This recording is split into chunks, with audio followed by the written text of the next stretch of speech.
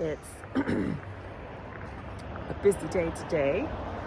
It's a nice day today. It's been hot the last couple days, but we're moving into a cooler period right now, and we're gonna get rain potentially. It's a 50% chance on Sunday with some gusty winds, which is very rare for June. So that's actually really exciting. This morning I'm gonna be harvesting here at the home farm because I don't know if you can see back there. There are a lot of flowers that need to come out of the ground. And then I'm going to be planting here as well a little bit. Then I got to go out to the ranch and get some planting done there. It's just going to be a bunch of stuff going on today. So real quick though, I want to show you, I did set up a bed for my sweet potatoes, which look kind of crappy right now because, you know, they're doing transplant shock thing, but here they are. So this bed had ranunculus in it. And what I did was I just piled 2 giant bags of compost on top and planted the sweet potato slips, which I think will do fine because the compost is super loose. And they should totally be able to form tubers. And then I put a few more over, here's the garlic, over here. And there's space for a few more. So I've got a few slips still in the house growing roots, and they'll go over here. So this is about 7 inches deep, 8 inches deep, which I think will be nice for sweet potatoes. Plus this soil here actually goes down deeper than the surface in terms of being soft and pliable for tuber development. So we'll see. Hopefully I'll actually get a good sweet potato harvest this year. I got some last year, but they were small. I grew them in a container, so I mean, it was a big container, but I still, you know. Oh, actually, speaking of that, I did it again, apparently, because I forgot about this. This container, where I grew some last year, there's 4 in there. And there's actually a trellis on there, because sometimes the sweet potato vines want to sprawl, but you can also train them up a trellis if you want. Tomatoes, definitely growing, putting on a lot of growth. Doing really well. And our cucumber and squash bed looking great too. I actually harvested the radishes already, and I planted another round down the center there. The peas I need to do another harvest on. Just so many, which is amazing. We've been eating them just whole, fresh, right off the vine, dipping them in that garlic scape pesto, which has been amazing. Potatoes still got some time to go here, but that's cool. So when this pea harvest is done, they will come down and I will plant beans in their place. So this is where I'm going to be harvesting this morning, snapdragons. I came out here 2 days ago and did a massive harvest, but as you can see, all the color in here, there needs to be another harvest. So in a flower farming field, technically you really shouldn't see much color because we're harvesting before they really start to bloom completely open, because that gives our the longest face life for our clients. So when you see this much color in a flower field, that means the flower farmer, that would be me, has fallen behind on their duties. So I'm gonna spend some time this morning while we're under shade, because it got super hot out here the other day harvesting, to make it happen. So thanks to Griffin, we cleaned out, harvested almost everything that was ready, well, everything that was ready from these beds, including the straw flower. So I'm going to dry the straw flower and the status, and we'll use those in various projects. And now, before I head out to the ranch, I'm gonna fix 2 holes in the drip tubing here by putting in these couplers. Basically, I'll cut out the part that has a hole and then rejoin the 2 ends with these couplers. There's 2 parts in the drip here that are like just fountaining water, so I have to stop that. And then I'm going to plant basil and eucalyptus, which I'm super excited about. Both of those trays of seedlings have been growing for weeks in the greenhouse, and now I have bed space right here, and that's what's going to go in there. After that, I'm going to take off and go to the farm, and I'm going to harvest the sunflowers that are there and do some other stuff, and then come back here and, so a lot of little jobs here and there. But the big job, the harvesting, is done for today. So there's always more. And in fact, I will be harvesting again on Sunday in preparation for taking flowers to my customers on Monday. On Tuesday, we leave for Hawaii for 10 days. It's our summer break. When we get back, it will be time to ramp up the summer CSA, and then I have 3 weddings to prepare for as well. So it's going to be a very busy summer. But in the meantime, I have work to do here. So to fix this little hole, which you can kind of see right here, it's just a divot, but when the water's on, it fountains out of there. So what I'm going to do is I'm going to, and because there's an emitter right here, I'm going to take out the emitter, because trying to put a coupler next to an emitter is tough. So I'm going to cut right here. Oh, I need to sharpen my shears again. There we go. And then I'm going to cut off the coupler here. I mean, not the coupler, the other side of the emitter. Okay, so with those 2 pieces removed, all I need to do now is install the coupler. So this piece will go like here, and this one will go here. And since I only have one hand to work with, I'll do that, and then I'll show you what it looks like. So there we go. Coupler's in place. No more leaking. The hole that was there is not there anymore. Now I just have to find the other spots and get those done. So I turned on the irrigation so that I can test and see, and you can see that there's no longer any leaking here. However, the 2 other spots I need to repair are that one down there, clearly leaking, and then there's another one in here embedded in the Orlea, which I can't easily get to, and I only have 1 coupler. So I'm going to attack the majorly leaking one right now, and then I'll order more couplers. Second leak fixed. Now I just need to order a few more couplers so that I can fix that final one. But the other one is not really leaking that badly, so it'll be okay while I wait for those to come in stock. Right, so next job on the list is to plant up this eucalyptus and this basil. That is lemon basil, Miss Burns lemon basil, and Aromato basil. Those are for filler for bouquets. So this is where they're gonna go. I'm not pulling anything up. So there's still some snapdragons over here. I will continue to harvest those until they're done. This is where the ranunculus was. So what I'm gonna do is, because that was fall planted, and in the fall we put down like 3 inches of compost and planted the ranunculus in there, but it needs a refresh before I put new seedlings in there, so that they can do the best they can do. So I'm going to add compost to the surface and a starter fertilizer. This is actually for tomatoes and vegetables, but it works also for starting for seedlings, and it'll be just fine, especially because these are technically an herb. So I will put a little bit of both of those down, and then I will then I'm actually going to use a watering can and really wet down the soil, and then I'll put the transplants in, and they should be good. And I'll just keep an eye on them until they get established, and hopefully we'll be harvesting off of those in about a month. Right, so done. We've got the eucalyptus in the front here, and Aromato basil there, and then I've put the Miss Burns lemon basil here behind the mahogany splendor hibiscus. So the hibiscus and the eucalyptus are perennial here. So going along with the idea that I'm going to make these beds perennial beds, which still makes me really nervous, these will stay. Why am I nervous about that? Well, I'm nervous because if something were to happen and I were to lose my location at the ranch, I would have no place to plant annuals, and that does make me scared.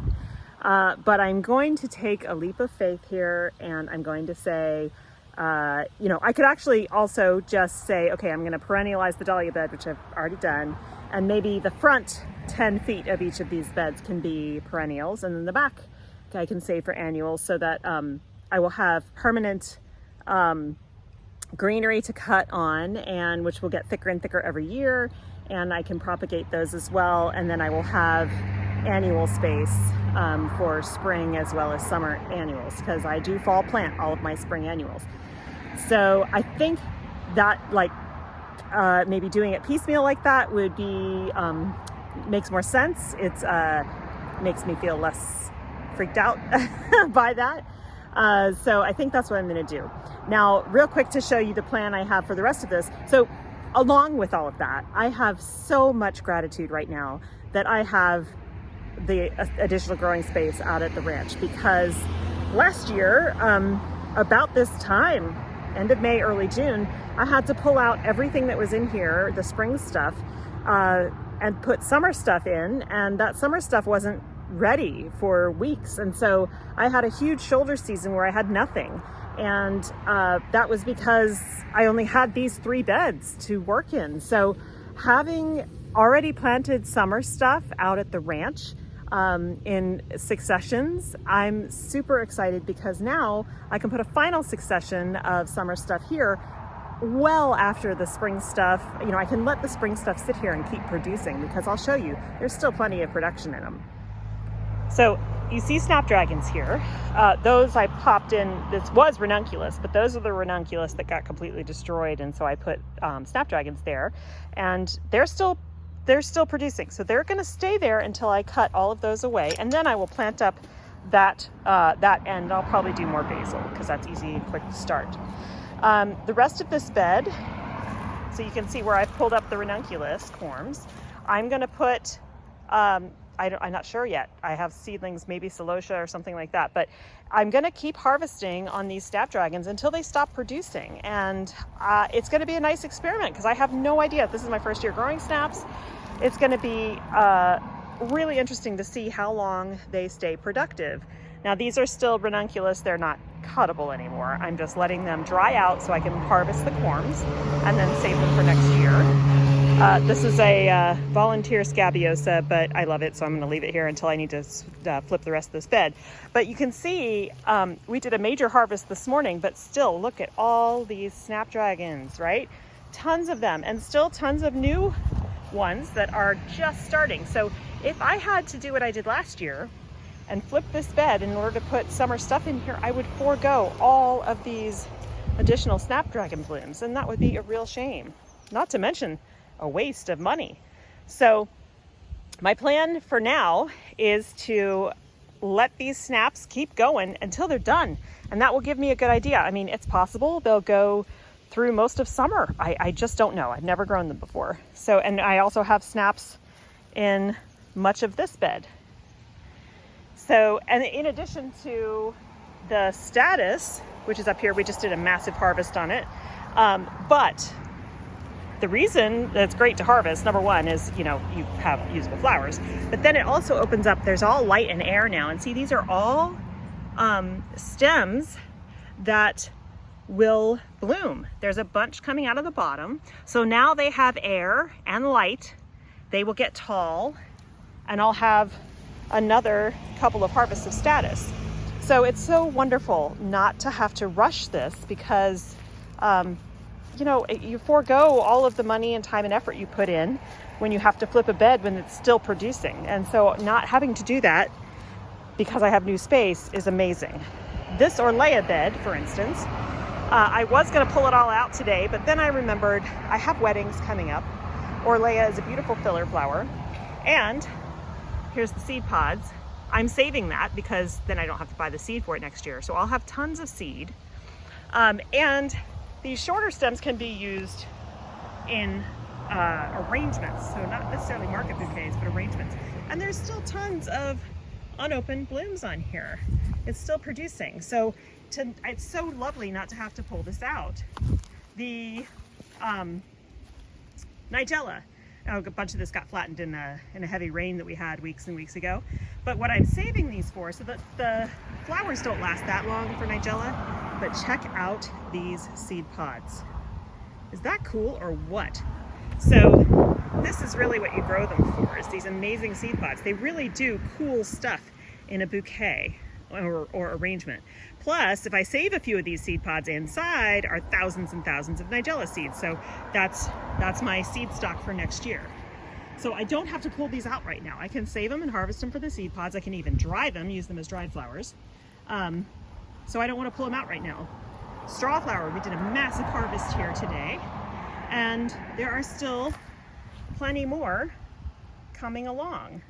So it's, again, wonderful not to have to flip this bed right now, because there are still new shoots coming up. This is one right here. And I don't have to sacrifice them now. The feverfew, we didn't even harvest on today because it's just crazy starting to produce, starting actually to flower. This will be here for a long time. I'm very curious to see how many months we'll get out of this, what kind of heat it can take. And then this is a volunteer. I'm almost positive it is Daucus black lace flower, which is literally, I think, my favorite flower. And I think I can put in some photos here to show you what it looks like when it's fully bloomed out. It's absolutely gorgeous. So again, more snapdragons still producing, and then the scabby patch. I didn't plant that much scabby this year because it's just really super prolific, but I mean, already producing. Aren't these lovely? They're so cool. So they start out like this. Okay, so this is the white one. This is the Black Knight one. This is the Fire King one. I almost said Lion King. And then they start to produce this little fuzzy stuff, and then they bloom. And then after they bloom, you get a seed pod, which I don't have any of those yet to show you. But so I will harvest on this literally all summer because it just produces all summer, and it'll still be producing in the fall when it's time to take it all down. So that's my tiny scabby patch, but it produces a lot. And then of course all of this feverfew, which is just coming into production. I have a bunch of varieties here, so all of this will continue to produce for me as well. So once again, not having to cut down an entire bed and just let it go and keep producing, even if it's not as, you know, pumping out as much as it was before, to get a second flush is a real gift. So I'm really excited about that, and because once things start going at the ranch with all the summer annuals, they will be popping up like crazy there as well. The final thing I wanted to show you before I close for today here at the home farm is the yarrow. So I planted this yarrow last year. I grew it from seed, and it stayed real tiny because that's what it does. And this year it is blooming. Look at the size of these stems. That one right there is 5 feet tall. This is incredible. So once you can't harvest them this early because they will flop. You have to wait until the flower heads are filled out. We're getting there. This one is going to be a gold one. This one has, I think this is the Summer Pastels mix that I planted. I just honestly don't remember because I, of course, didn't label it. I have one over here that has, so yeah, so they like went over throughout the winter tiny like that. These are some pink ones here. So there's more yarrow all here, and this is perennial. The idea was I wanted this whole fence line to be perennial yarrow that I could use consistently to harvest from for bouquets. So this is here for good, and it will spread, which is wonderful. But I'm really happy about this. Look at this. So last year I tried to grow amaranth and nothing happened. Literally nothing happened. I need to support this guy really, really soon, right after we get off the video here. But this I was growing I just put in 4 plants. I was like, you know, let's see if we can do it. See if I can make it happen. And even though it's not super tall, it's still lovely for bouquets. This one I believe is the Hot Biscuits variety. And I'm not sure, I'll look it up and I'll put the label of what this is, but I just think they're beautiful and I can't wait to use them in arrangements. So now that I know I can actually grow it, I will plant a whole lot more of this next year and do what I had planned to do, which was have this whole fence line up to about halfway, because the rest is sweet peas, be amaranth. And the reason I'm doing it on a fence line is you can tie them up to the fence to keep them from flopping like that. So that's what I need to do now. Okay, so I'm going to tie up this amaranth real quick before I forget. And then I'm gonna head out to the ranch and I'll show you what the sunflowers look like, because even though their stems are really short, because I knew growing in that area, everything was stunted. But that makes me realize that I made the correct decision to turn that area into a seeding area. And so I'm gonna harvest the sunflowers because I think most of them are ready. And I can just put those in a vase at home and just enjoy them here, or give them to a friend or something like that, because I have more sunflowers that are gonna go in the field. That's another thing I'm gonna do today. I don't know, it just depends on how hot it is when I get out there. So I'll see you out at the ranch. Also wanted to show you our crazy harvest from today. Look at all this straw flower, statice, and snapdragons. So many flowers. So these are the sunflowers that I had planted in the hopes that they would get really tall and everything would grow well here. And obviously in this plot, not the case. But some of them are ready for harvest. When the petals start lifting off the center, that's when you want to harvest them. And these are short, so I'll just be using them in a vase at home. But I did want to take them because I want to start clearing this area out so that I can set it up as my shade area for workshops, etc. So when you're harvesting sunflowers, you want to take off almost all of the leaves, maybe leave one, but I'm not going to do that with this one. Just like that. And then the water that I have here is actually treated with a CBB tablet, which is basically chlorine. Sunflowers are notoriously dirty. They will gunk up the water. So you want to treat the water with that instead of a regular hydrating solution, so that the flowers stay fresh. So what happens is, when they produce all this gunk, it can clog the stems, and then they can't stay hydrated. So if you get rid of, there's a little spider on there.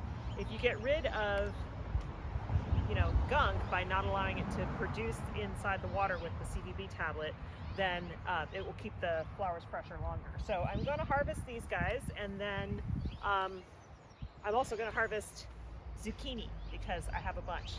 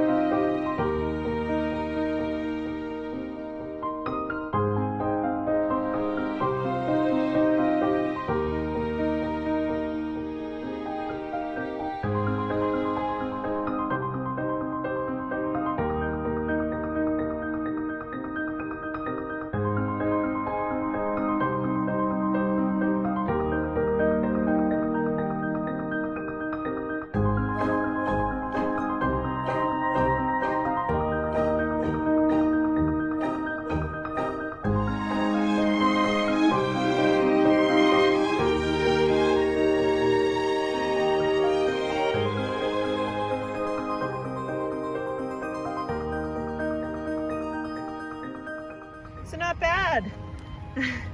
That's just a single harvest for a handful of plants that I thought, oh, I'll just pop in here. But I mean, they've gotten huge, they're growing really well. So if this is any indication of how well things are gonna grow here, I think it's a really good one. Also wanted to show you, so all the marigolds, right, are going crazy. And then these asters, I think they're Matsumoto apricot, really pretty. And then there's calendula, orange button. These marigolds are just so pretty. Certainly the Pollinators are happy out here. Okay guys, it's a couple hours later. I am sitting on my couch. It's the end of the day and I'm trying to finish the sock. This is the last one and then I can take photos and be done. I'm actually going to put a link in the description box for the book. It's called Goddess Knits. And if you are interested in knitting, interested in lace knitting, interested in learning about the Celtic pantheon of goddesses, as well as the Baltic pantheon of goddesses, check the book out because it's really cool. So we're releasing three patterns every other month, and you can buy individual patterns, or you can pre-order the book, which will be coming out in October. And we also are going to be having some knit-alongs, especially for these 2 socks that are coming out, my sock design and Donna's sock design. So keep an eye out for that. Anyway, thanks so much for joining me today, for hanging out, and I hope you have a great time in your garden, and I'll see you next time. Bye.